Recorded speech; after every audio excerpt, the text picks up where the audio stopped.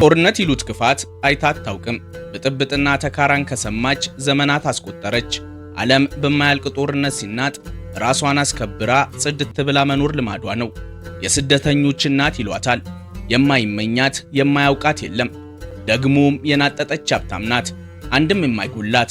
ከትንሹ ውሃ እስከ ነዳጅ፣ ወርቅ በሉት ዳይመንድ፣ ለወደፊት 10 ትውልዶቿ የሚተርፍ ሀብት አምቃ ይዛለች። የዜጎቿን ደግነት በምን ይገለጻል?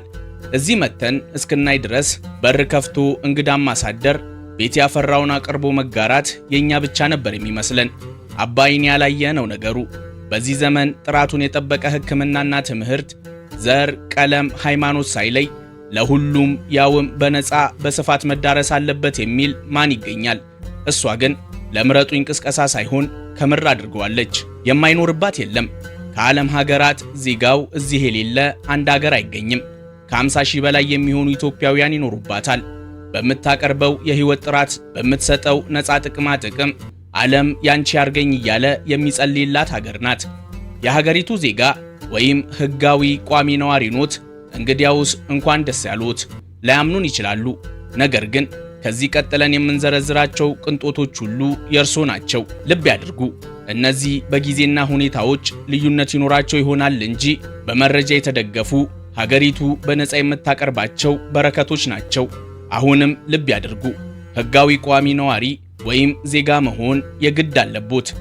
በዚህች ሀገር ሕክምና ነፃ ነው። ማንኛውም ዜጋ ወይም ቋሚ ነዋሪ የታመመ ቀን ወደ ሆስፒታል ሲሄድ ገንዘብ አምጣ አይባልም። ማንኛውንም አይነት ቀዶ ጥገና፣ የድንገተኛ አደጋ እርዳታ፣ ሆስፒታል መተኛትና የላብራቶሪ ምርመራዎች ቢኖሩበት ድንቡሎ አይጠየቅም። ከሱ የሚጠበቀው የመንግስት የጤና መድን መታወቂያውን ይዞ መገኘት ነው። ያኔ ከቀላል እስከ ከባድ ሕክምናውን ያለ ክፍያ ያገኛል። ወላጅ ኖት፣ ግን ደግሞ ሕይወት አዙሪት ሆናቦት ልጆትን በስርዓቱ ማሳደግ አቃቶት እንበል። አይጨነቁ። ዋናው የእርሶና የልጆት ጤና ነው። መኖሪያዎትን እዚህ አድርገው እንጂ መንግስት ልጆትን ለማሳደግ የሚሆን ወራዊ የገንዘብ ድጋፍ ያደርግሎታል። ለምሳሌ ልጆት ከ6 ዓመት በታች ከሆነ ወጪ ይበዛቦታልና መንግስት በየወሩ እስከ $680 ድጋፍ ያደርግሎታል። በየወሩ ከ78000 ብር በላይ አፈሱ ማለት ነው። ይህ ክፍያ እንደ ቤተሰቡ ገቢ ሊቀንስ ይችላል። ነገር ግን ዝቅተኛ ገቢ ላላቸው ሙሉ ይከፈላል። ልብ ያድርጉ። ልጆት ከኬጂ እስከ 12ኛ ክፍል በማንኛውም የመንግስት ትምህርት ቤት እስከ ተማረ ድረስ ሙሉ በሙሉ ነፃ ነው የሚሆነው። የዩኒቨርሲቲና ኮሌጅ ክፍያውም ቢሆን መንግስት ከፍተኛ ድጎማ ያደርጋል። ከሁሉም ይሄኛው ይገርማል። ሕጉ እንዲህ ይላል። አንድ ሰው ከስራው ያለ ፍላጎቱ ቢቀነስ መንግስት ሰውየው ሌላ ስራ እስኪያገኝ ድረስ ለተወሰኑ ወራት የደሞዙን 55 ከመቶ እየከፈለ ያኖረዋል። ሁሉም ወደሚጓጓላት ሀገር እንኳን በደህና መጡ። ቶሮንቶ፣ ካልጋሪ፣ ኦታዋና ቫንኩቨር እያልን ልንጨዋወት ካናዳ ገብተናል። ከ2 ሚሊዮን በላይ ሐይቅ ያላት የዓለማችንን ከ20 ከመቶ በላይ ንጹህ የመጠጥ ውሃ ሀብት የያዘች በነዳጅ በወርቅና በዳይመንድ የተብነሸነሸች ሀገር። እዚች ሀገር ውስጥ ቁጥራቸው ከ50 ሺህ በላይ የሚሆኑ ኢትዮጵያውያን ይኖራሉ። ኑሮ እንዴት ይዟችኋል? ስራችሁስ ምንድነው? እያለን እንጠይቃቸዋለን። መረጃ ላይ ተመርኩዘን የሀገሪቱ ህጋዊ ነዋሪ ከሆኑ ሊያገኙት የሚችሉ ጥቅማ ጥቅሞችን እንነግሮታለን። በዛሬው ፕሮግራማችን ካናዳን ከላይ እስከ ታች እንጎበኛታለን። ይህንን ያውቃሉ? የኢትዮጵያ መንግስት የሰለጠኑ ሰራተኞችን ወደ ካናዳ በቅርቡ ለመላክ እቅድ ይዟል። ከጠቀሙት ወደ ካናዳ ከመሄዶት በፊት ሊያውቋቸው የሚገቡ አስገራሚ ህጎችንም ይዘናል። መልካም ቆይታ።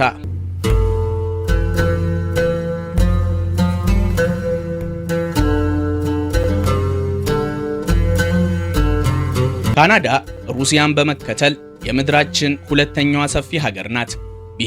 ቢሄዱ የማያልቅ ሰፊ ግዛት አላት። በቆዳ ስፋት ሀገራችን ኢትዮጵያን በ9 እጥፍ ትበልጣታለች። ወደ 10 ሚሊዮን ስኩዌር ኪሎ ሜትር የሚጠጋ ትሰፋለች። ካናዳ እንደ ሌሎቹ አብዛኛዎቹ ሀገራት በሀገሯ አንድ አይነት የሰዓት አቆጣጠር የላትም። ከስፋቷ የተነሳ በአንዱ ግዛቷ ላይ ሲነጋ፣ በሌላኛው ግዛቷ ላይ ሌሊት እየሆነባት የተቸገረችው ካናዳ 6 የተለያዩ የሰዓት አቆጣጠሮችን ትከተላለች። ሚደንቀው ግን ካናዳ ምንም እንኳን ግዙፍ ሀገር ያውም ከኢትዮጵያ በ9 እጥፍ የምትበልጥ ብትሆንም የዜጎቿ ቁጥር ግን ከኢትዮጵያ ከ3 እጥፍ በላይ ያንሳል። 41 ሚሊዮን ዜጎች ብቻ ነው ያላት። 90 ከመቶ የሚሆነው ህዝቧ ከአሜሪካ ድንበር አቅራቢያ ባለው 200 ኪሎ ሜትር ክልል ውስጥ ይኖራል። ሰሜናዊው የሀገሪቱ ክፍል በጣም ቀዝቃዛ በመሆኑ በብዛት አይኖርበትም። ካናዳ በዓለም ረጅም የባህር ዳርቻ ያላት በ3 ግዙፍ ውቅያኖሶች የተከበበች ሀገር ናት። የአትላንቲክ ውቅያኖስ፣ ፓሲፊክና አርክቲክ ውቅያኖስ ይከቧታል። ካናዳ በተፈጥሮ ሀብት የታደለች ሀገር ናት። የኢኮኖሚያ ምሰሶም እነዚህ ማዕድናትና የኢነርጂ ውጤቶቿ ናቸው። እኛ ነዳጅ የሚለውን ስም ስንሰማ የመካከለኛው ምስራቅ ሀገራት ብቻ በረከት ነው የሚመስለን። እውነታው ግን ሌላ ነው። የዓለማችን ቁጥር 1 የነዳጅ ባለቤት ለምሳሌ ደቡብ አሜሪካዊቷ ቬንዙዌላ ናት። ሳውዲ አረቢያ፣ ኢራን ይልና አራተኛውን ደረጃ ካናዳ ትይዛለች። ካናዳ ወደ 170 ቢሊዮን በርሜል የሚጠጋ የተረጋገጠ የነዳጅ ክምችት አላት።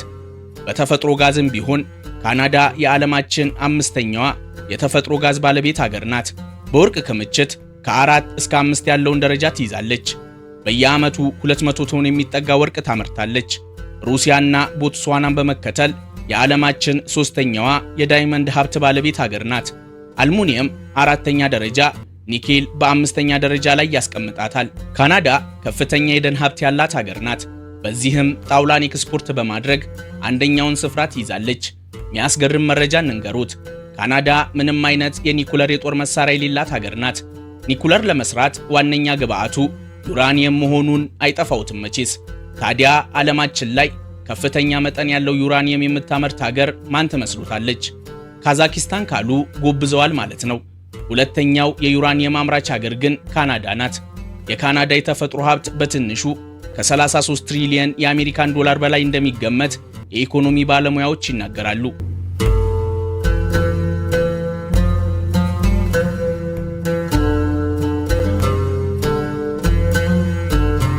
ካናዳ በዓለም ላይ ካሉ እጅግ ሰላማዊ ሀገራት አንዷ ናት።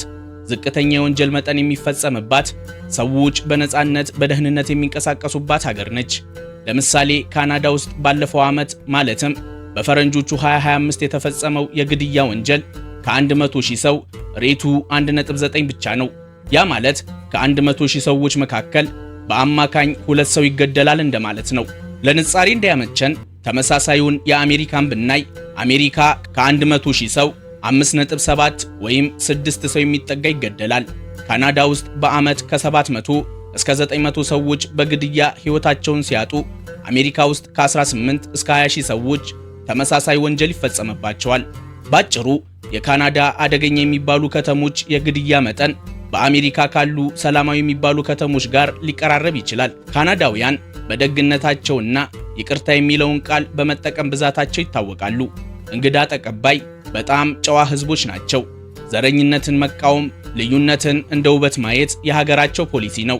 በዚህም በዓለም ዙሪያ ያሉ ከተለያዩ ሀገራት የመጡ ሰዎች ዘር፣ ቀለምና ሃይማኖታቸው ሳይታይ በፍቅር ይኖሩባታል። ካናዳ በዓለም ላይ ከፍተኛ የስደተኞች ቁጥር ካላቸው ሀገራት አንዷ ስትሆን ከነዋሪዎቿ ወደ 30 ከመቶ የሚሆኑት ስደተኞች ናቸው። ሀገሪቱ በእርጅና ላይ የሚገኝ ሰፊ የህዝብ ቁጥር ስላላት ለኢኮኖሚዋ ወጣትና የተማረ የሰው ኃይል ከውጭ ሀገራት በብዛት ትቀበላለች። ካናዳ ስደተኞችን ለመቀበል ያላት ፖሊሲ ከሌሎች ሀገራት ይልቅ የቀለለና ግልጽ በመሆኑ ብዙ ስደተኞች እንዲመርጧት ያደርጋታል። ልብ ያድርጉ፣ ስደተኛ የሚለው ቃል የትም ቢሆን 2 ፍቺ አለው። የመጀመሪያው በቋሚነት ሀገሪቱ ውስጥ ለመኖር ፍቃድ የተሰጣቸውና ለጊዜያዊ ሥራ ወይም ትምህርት የመጡ ጊዜያዊ ነዋሪዎችን ይወክላል። በካናዳ በቋሚነት የመኖር ፍቃድ የተሰጣቸው ከ30 ከመቶ ስደተኞች ውስጥ 23 ከመቶ የሚሆኑት ናቸው። ቀሪዎቹ 7 ከመቶ ገደማ የሚሆኑት ጊዜያዊ ፍቃድ ያገኙ ናቸው። የካናዳ መንግስት የእነዚህን ጊዜያዊ ስደተኛ ቁጥርን እስከ 2027 ማለትም እስከ ቀጣዩ ዓመት መጨረሻ ድረስ ወደ 5 ከመቶ ለመቀነስ እቅድ ይዞ እየሰራ ይገኛል። ስለዚህ የኛ ማሳሰቢያ ከላይ የጠቀስናቸውና ከዚህ በኋላ የምንነግራችሁን ቅንጦት የሚያስብሉ ጥቅማ ጥቅሞች የሚያገኙት በአብዛኛው ቋሚ የመኖሪያ ፍቃድ ያላቸው ስደተኞችና ዜጎች መሆናቸውን ልብ ያድርጉ። ካናዳ ውስጥ ወደ 50 ሺህ የሚጠጉ ኢትዮጵያውያን ይኖራሉ። ይሁን እንጂ ቁጥሩ ከዚህ ሊበልጥ እንደሚችል ይገመታል። አብዛኛው የኢትዮጵያ ማህበረሰብ የሚኖረው በትላልቅ ከተሞች ውስጥ ነው። ቶሮንቶ ከፍተኛ የኢትዮጵያ ማህበረሰብ የሚገኝባት ከተማ ናት። ካልጋሪ፣ ኤድመንተን፣ ኦታዋና ቫንኩቨር ሌሎቹ የኢትዮጵያውያን መኖሪያ ናቸው። በእርግጥ በእነዚህ ከተሞች በተለይም ቶሮንቶና ቫንኩቨር ውስጥ ከፍተኛ መጠን ያላቸው ስደተኞች ይኖራሉ። ቶሮንቶ ውስጥ በኢትዮጵያውያን የደመቀ ሊትል ኢትዮጵያ የምትባል ሰፈር አለች። ቆየት ብለን እንጎበኛታለን። ኢትዮጵያውያን በካናዳ በሁሉም የሥራ ዘርፎች ተሰማርተዋል። ብዙዎቹ በጤናው ዘርፍ፣ በትራንስፖርት ማለትም በሎጂስቲክ፣ በከባድ መኪና ሹፍርናና በታክሲ ሥራዎች የተሰማሩ ናቸው። የኢትዮጵያ ምግብ ቤቶች፣ ካፌዎችና ግሮሰሪዎችን ከፍተው በንግድ የተሰማሩም አሉ። በኢኮኖሚ ሁኔታ ጥቂት የማይባሉት በጥሩ ደረጃ ላይ ነው የሚኖሩት።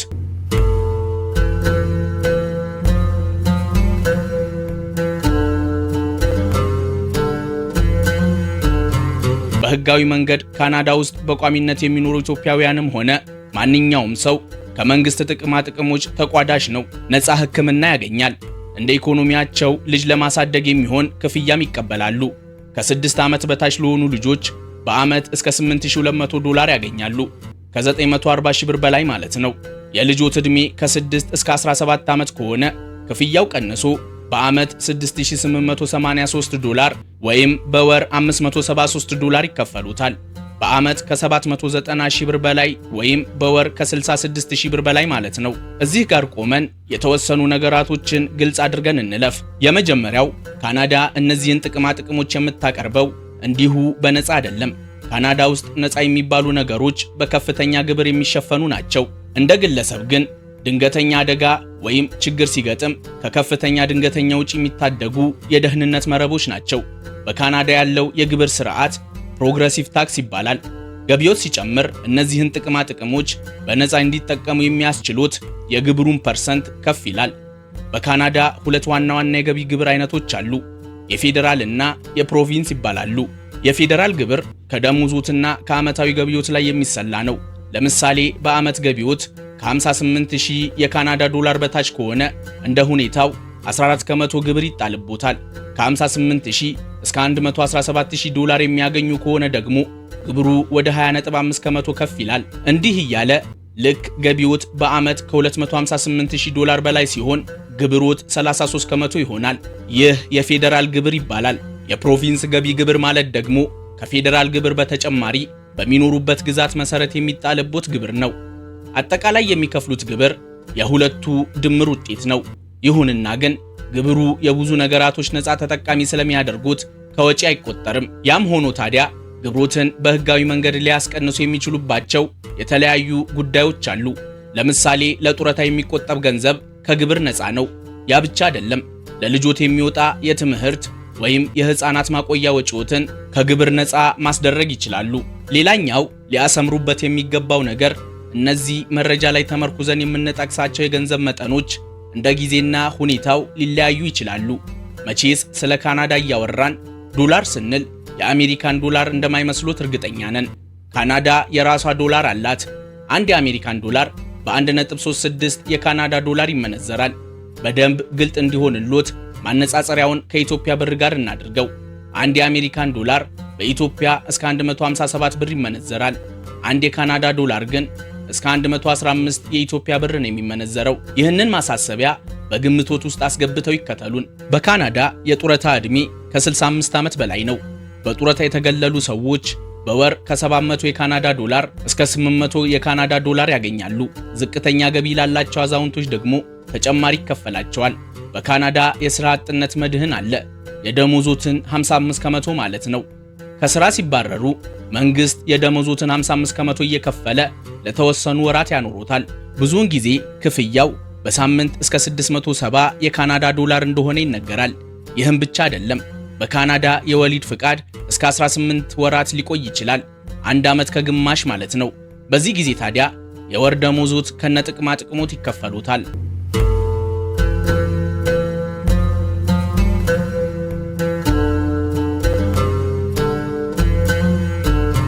ከ200 በላይ የሚሆኑ የተለያዩ የዓለም ባህሎች በጋራ የሚኖሩባት ከ180 በላይ ቋንቋዎች የሚነገሩባት ቶሮንቶ ማለት እቺ ናት። የዓለምን ህብረ ብሔራዊነት ባጭሩ ማየት ከፈለጉ ይህችን ከተማ ይጎብኙ። የሌለባት የሰው ዘር የለም። የሰባቱም አህጉራት ሰዎች እዚህ ተወካይ አላቸው። ነጭ በሉት ጥቁር፣ አማኝ በሉት አማኝ፣ ብቻ ምን አለፋችሁ የዓለም ቅምሻ ናት። 50 ከመቶ ነዋሪዎቿ ደግሞ ስደተኞች ናቸው። በምታቀርበው የህይወት ጥራት ትታወቃለች። በሰማይ ጠቀስ ፎቆች የተሞላች ዘመናዊ መሰረተ ልማትና ጥራቱን የጠበቀ የህዝብ ትራንስፖርት ያላት ከተማ ናት። ቶሮንቶ ዝም ብላ የፎቅ ክምር ብቻም አይደለችም። መንፈስን የሚያድሱ ለካናዳ ብርቅዬ የሆኑ እንስሳትና እጽዋትን የያዙ ፓርኮች በየሰፈሩ አላት። ቶሮንቶን ለትምህርት ከመረጧት እሰዩ ትክክለኛ ምርጫ ነው። ዩኒቨርሲቲ ኦፍ ቶሮንቶ በዓለም ስሙ ተደጋግሞ የሚጠራ ምርጥ ዩኒቨርሲቲ ነው። በዚህች ከተማ ይገኛል። አመጣጦት ለግብይትና መዝናናት ከሆነም በግዙፍ የቅንጦት ሞሎች የተሞላች ከተማ ናት። ለሥራ ከመጡማ ያሉት ሚሊዮኖች በባዶ ኪሳቸው መጥተውባት ሚሊዮነር አድርጋ የመረለሰች ከተማ ውስጥ ነው። ቶሮንቶ በዓለም ደረጃ ቶፕ ከሚባሉ ከተሞች አንዷ ስትሆን የካናዳ ኢኮኖሚ ማዕከል ናት። ስመጥር ባንኮች፣ የቴክኖሎጂ ድርጅቶችና ካምፓኒዎች ዋና መስሪያ ቤታቸው በዚህች ከተማ ይገኛል። ካናዳ ውስጥ ሆነው ድንገት ቶሮንቶ ከጠፋችቦት ሲኤን ታወር የት ነው እያሉ አጠያይቀው ይምጡ። እስከ ፈረንጆቹ 2007 የዓለማችን ረጅሙ ታወር የነበረ የቶሮንቶ ምልክቷ ነው። እዚህ መድረሶት ካልቀረ ደግሞ የከፈሉትን ከፍለው የህንፃው አናት ላይ በመውጣት የከተማዋን የሚያስደንቅ እይታ ይዩ።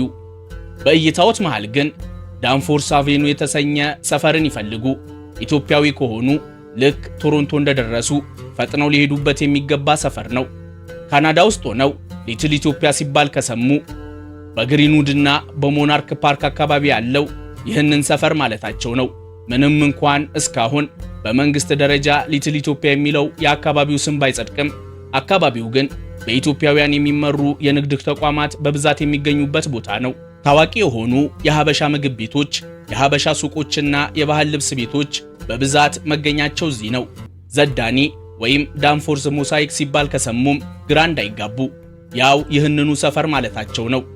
ከዳንፎርስ በተጨማሪ በከተማዋ ምዕራብ በኩል ብሎር ስትሪት የሚባል አካባቢ አለ።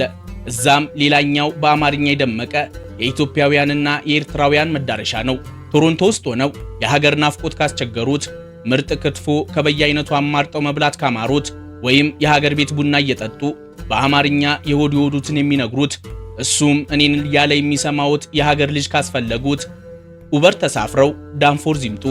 ካናዳ ከ2 ሚሊዮን በላይ ሐይቆች እንዳላት ነግረኑታል። የዓለማችንን 60 ከመቶ ሐይቅ ማለት ነው። ከካናዳ ቀጥሎ ያሉት 10 ሀገራት ያላቸው የሐይቅ ብዛት ቢደመር የካናዳን ግማሽ አያህልም። የኦንታሪዮ ሐይቅ ደግሞ የቶሮንቶ ውበቷ ነው። ከተማዋ ግዙፍ በሆነው የኦንታሪዮ ሐይቅ ዳርቻ ላይ ነው የምትገኘው። ቶሮንቶ መቼስ በደህንነትና ሰላም አትታማም። ከ6 ሚሊዮን በላይ ሕዝብ ቢኖርባትም ኮሽ ብሎባት አያውቅም። በሰሜን አሜሪካ ካሉ ከተሞች ሁሉ እጅግ ሰላማዊና ደህንነቷ የተጠበቀች ከተማ ናት።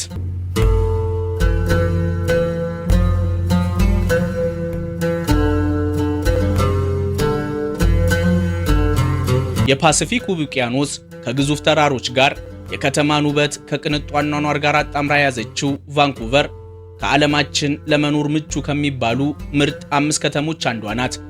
ኖርዘርን ሆሊውድ እያሉን የሚጠሯት፣ ፊልመኞች የሚወዷት፣ ብዙ የፊልም ቀረጻዎች የሚካሄዱባት ከተማ ናት። ቫንኩቨርን በመኪና እንዳያስቧት፣ ምክንያቱም ከመኪና ይልቅ ለብስክሌት ጋላቢዎች፣ ለተራራ ወጪዎችና ለእግረኞች የማይረሳ ምርጥ ስሜትን የምትፈጥር ከተማ ናት። አይካሉ ግን እሷስ ሁሉ የሞላት ናት። ሲፈልጉ በመኪና አይካሉም በስካይ ትሬን፣ እሱን ካልጣሞት በባስ ብቻ በፈለጉት አማራጭ እንደ ልቦት ይንሸራሸሩባታል። ታዲያ ለመኖር ምቹ ብትሆንም ዋጋዋም አይቀመስም። ልክ እንደ ምቹነቷ ውድነቷም በደረጃ ነው። ከምግብ እስከ ቤት ኪራይ ክፍያውን ሲያዩት እቺ ውብ ከተማዋ ስሟ ራሱ ሊያስጠላውት ይችላል። ይብላይ ለርሶ እንጂ ከተማዋማ ሀብት ያሰከራቸው የሚኖሩባት ጠንካራ ኢኮኖሚ ያላት ከተማ ናት።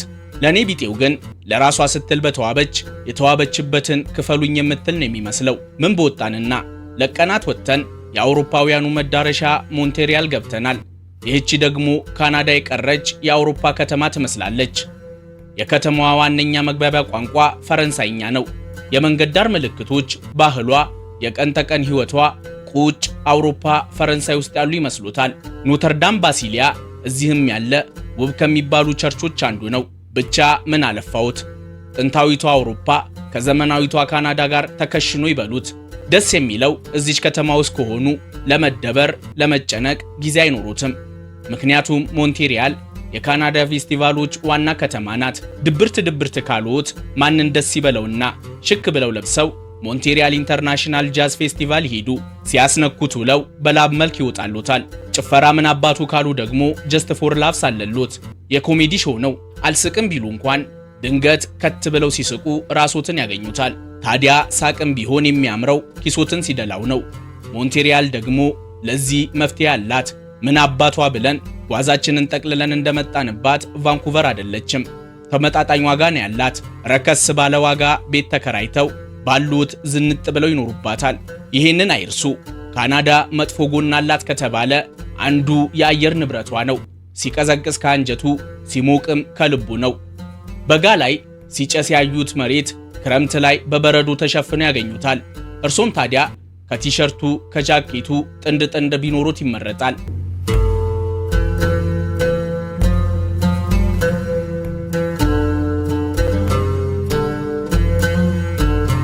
የካናዳ ኢኮኖሚ በዓለም ላይ ካሉ እጅግ ግዙፍ ኢኮኖሚዎች አንዱ ነው። ካናዳ የዓለም ባለጸጋ ሀገራት ስብስብ የሆነው የጂ7 አባል ስትሆን የኢኮኖሚዋ ጥንካሬ በተፈጥሮ ሀብት ሽያጭና በቴክኖሎጂ ከበለጸገው የአገልግሎት ዘርፍ ላይ መሰረት ያደረገ ነው። ካናዳ በጠቅላላ የሀገር ውስጥ ምርት በዓለም 9ኛ ደረጃ ላይ ትገኛለች። አጠቃላይ ጂዲፒዋም 2.2 ትሪሊየን የአሜሪካን ዶላር ወይም 3.7 ትሪሊየን የካናዳ ዶላር ይደርሳል። አማካኝ የአንድ ሰው ዓመታዊ ገቢም ከ54 እስከ 56 ሺህ የአሜሪካን ዶላር ነው። ይህም ካናዳን በዓለም ላይ ከፍተኛ የኑሮ ደረጃ ካላቸው ቀዳሚ ሀገራት ተርታ እንድትሰለፍ አድርጓታል። የአገልግሎት ዘርፉ የኢኮኖሚዋ የጀርባ አጥንት ሲሆን 70 ከመቶ ኢኮኖሚዋን ይወክላል። ፋይናንስና ባንኪንግ፣ ሪል ስቴትና ቴክኖሎጂ ተጠቃሽ ናቸው። ኢንዱስትሪና ማኒፋክቸሪንግ 10 ከመቶ የኢኮኖሚ ድርሻ አለው። ካናዳ በአውቶሞቲቭ እና በኤሮስፔስ ኢንዱስትሪዎች ትታወቃለች።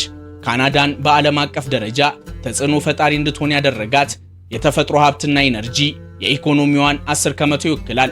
ካናዳ ከፍተኛ መጠን ያለው ነዳጅ ኤክስፖርት የምታደርግ ሀገር ናት።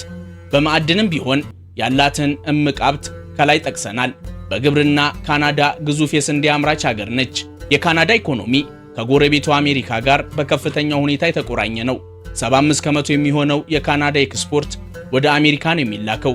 ይህ ደግሞ ጥቅም ብቻ ሳይሆን በኢኮኖሚ አሜሪካ ላይ ጥገኛ እንድትሆን አድርጓታል።